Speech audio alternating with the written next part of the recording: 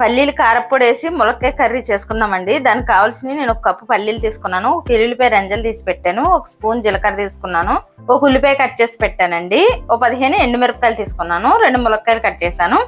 ఈ కారప్పొడి వేసి పల్లీలు కారప్పొడి వేసి ములక్కాయ కర్రీ చేసుకుందామండి ఈ రోజు. అండి కళాయి పొయ్యి మీద పెట్టాను కదా, పల్లీలు వేస్తున్నానండి. పల్లీలు వేపుకుందాం. సిమ్లో పెట్టి వేపుకోవాలండి. పల్లీలు ఆయిల్లో పెడితే మాడిపోతాయి, మళ్ళీ పచ్చివాసన వస్తుంది కారప్పొడి.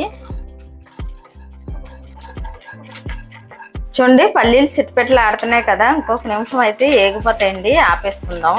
ఆపేసి వేరే ప్లేట్లో చల్లారి పెట్టుకుందాం. ఇవ్వండి పల్లీలు వేగిపోయినాయి కదా, ఇప్పుడు మనం ఇవి వేరే ప్లేట్లో చల్లారి పెట్టుకుందాం. ఇప్పుడు అదే కళాయిలో ఎండుమిరపకాయలు వేసుకుందామండి. ఈ ఎండుమిరపకాయలు కూడా మాడిపోకుండా కలుపుతూ ఉండాలి.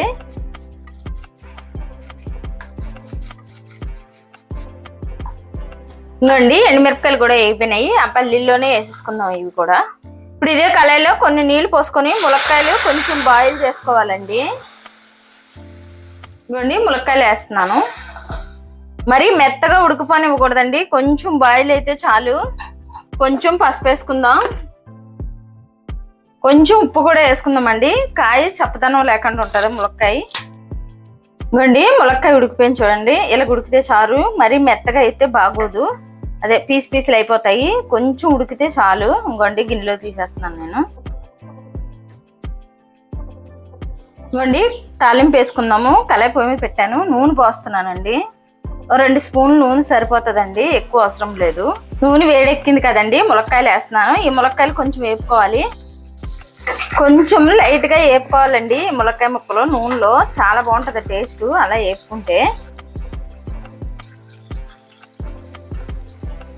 ఇంకోండి ములక్కాయ ముక్కలు వేగిపోయి ఇంక తీసేద్దాం. ఇవి వేరే గిన్నెలో తీసేసి ఉల్లిపాయ ముక్కలు వేసుకుందాం. ఇంకోండి ఒక స్పూన్ జీలకర్ర తీసుకున్నాం కదా, జీలకర్ర కూడా వేసేసుకుందాం. అలాగే ఉల్లిపాయ ముక్కలు ఇవి కూడా వేసేసుకుందాం. ఈ ఉల్లిపాయ ముక్కలు ఏగి లోపల మనము ఇందాక పల్లీలు వేపి పెట్టుకున్నాం కదండి, ఎండుమిరపకాయలు పల్లీలు అవి మిక్సీ పట్టుకుందాం. కొంచెం కరివేపాకు కూడా వేసానండి. ఉల్లిపాయలు బాగా బ్రౌన్ కలర్ రావాల్సిన అవసరం లేదండి, కొంచెం ఈ పచ్చివాసన పోతే చాలు. ఇవ్వండి ఎండుమిరపకాయలు వేస్తున్నాను మిక్సీ జార్లో. ఫస్ట్ ఎండుమిరపకాయలు పట్టుకుందామండి, కొంచెం మెత్తగా నలిగాక అప్పుడు పల్లీలు వేసుకుందాం. ఇవ్వండి ఎండుమిరపకాయలు మెత్తగా నలిగాయి కదా, అందులోనే కొంచెం ఉప్పు వేసేసుకుందాం అంటే రుచికి సరిపడగా. ఉప్పు వేసుకొని ఆ పల్లీలు ఇందులో వేసుకొని మిక్సీ పట్టేసుకుందాం. ఇప్పుడు వెల్లుల్లిపాయ రెంజలు కూడా వేసుకొని కొంచెం ఇలా మిక్సీ పట్టుకుందామండి. ఇంకోండి ఉల్లిపాయలు చూడండి కొంచెం వేగాయి కదా, ఇప్పుడు ఇందులో కొంచెం పసుపు వేసుకుందామండి. ఇంకోండి చిటికెడంతా సాల్ట్ కూడా ఈ ఉల్లిపాయ ముక్కలు వేసుకోవాలండి. వేసుకొని కలుపుకుందాం. కలుపుకొని 1 నిమిషం పాటు ఉంచుకొని అప్పుడు ఇందాక మనం వేసి పెట్టుకున్న ములక్కాయ ముక్కలు వేసేసుకుందామండి. ఇంకోండి ఇలాగే వేగిపోయాయి కదా, ఇప్పుడు ఈ ములక్కాయ ముక్కలు కూడా వేసేసుకొని కలుపుకుందామండి. కొంచెం ఇలా కలుపుకొని ఆ కారప్పొడి వేసేసుకుందాం. ఇందులో ఆల్రెడీ ములక్కాయ ముక్కలు నూనెలో వేపాం కదండి, ఇప్పుడు ఇందులో కారప్పొడి వేసేసుకుందాం. ఇంకోండి కారప్పొడి కూడా వేసేస్తున్నాను నేను.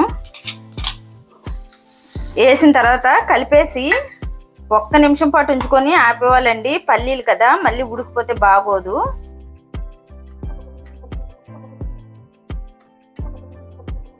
ఇంకోండి పల్లీలు కారప్పొడి ములక్కాయలో చేశాను. టేస్ట్ అయితే మాత్రం సూపర్గా ఉంటుంది. వేడి అన్నంలో వేసుకొని తింటుంటే మాత్రం ఎక్సలెంట్గా ఉంటుందండి. ఇలాగా నచ్చితే లైక్ చేయండి, షేర్ చేయండి, కామెంట్ చేయండి, సబ్స్క్రైబ్ చేయండి. కాకపోతే ఒకసారి ట్రై చేయండి ఎలా ఉంటుంది అన్నది. ఈ పల్లీలు ములక్కాయ కారప్పొడి చేసిన కర్రీ ఎలా ఉంటుంది అన్నది. ఫ్రై లాగా ఉంటుందండి, కర్రీ కూడా కాదు. టేస్ట్ మాత్రం అయితే అద్దరిపోద్ది.